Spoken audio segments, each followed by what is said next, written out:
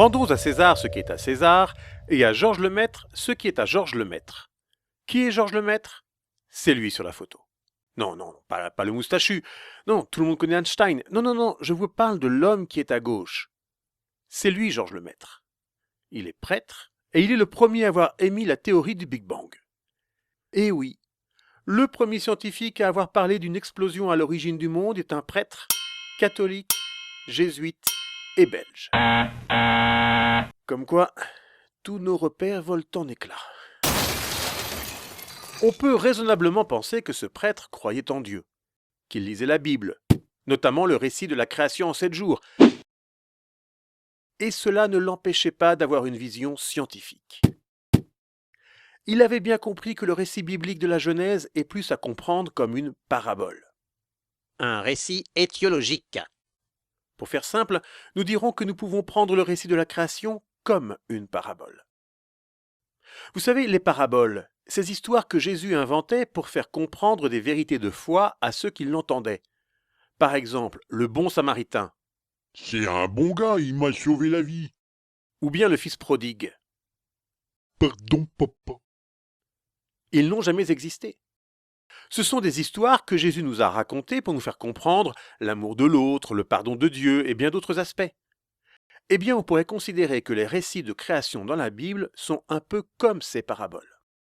On nous raconte ces récits pour nous faire comprendre la place de l'homme dans l'univers, ou bien les relations entre hommes et femmes, entre l'homme et Dieu. Donc, Georges Lemaître, prêtre catholique, était bien conscient que ces récits de la Bible ne pouvaient pas être pris au pied de la lettre. Et c'est en 1927 qu'il a publié sa théorie. C'est ainsi qu'il a été le premier à parler d'une explosion à l'origine du monde.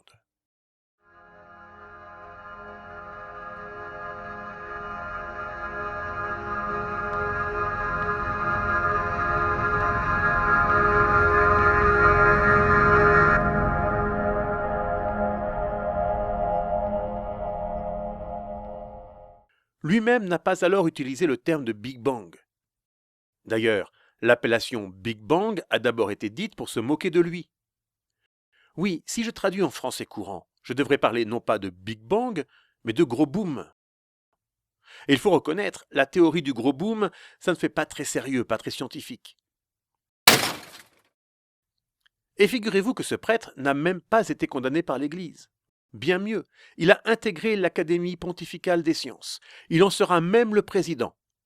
Il a donc eu la reconnaissance et des scientifiques et des catholiques au plus haut niveau. C'est dingue, ça. Voyez-vous, certains associent souvent l'Église avec l'obscurantisme.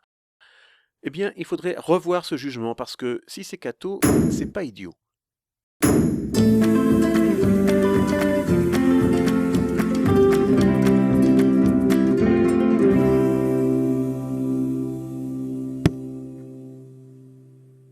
Saviez-vous qu'il y avait 2 récits de création du monde dans la Bible? 2 récits qui n'ont rien en commun.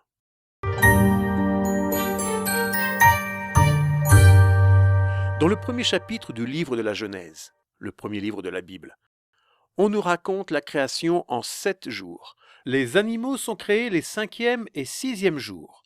Ce n'est qu'après, toujours au 6e jour, que Dieu crée l'homme et la femme ensemble. Dans le chapitre suivant, l'homme est créé en premier, puis les animaux et enfin la femme. Vous voyez bien que ce n'est pas pareil. Si la Bible nous présente ainsi 2 récits de création différents, c'est pour nous dire des éléments complémentaires sur Dieu ou sur la place de l'homme dans la création.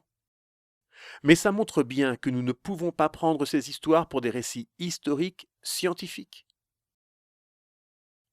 Et figurez-vous que même le pape est au courant. C'est dingue, ça.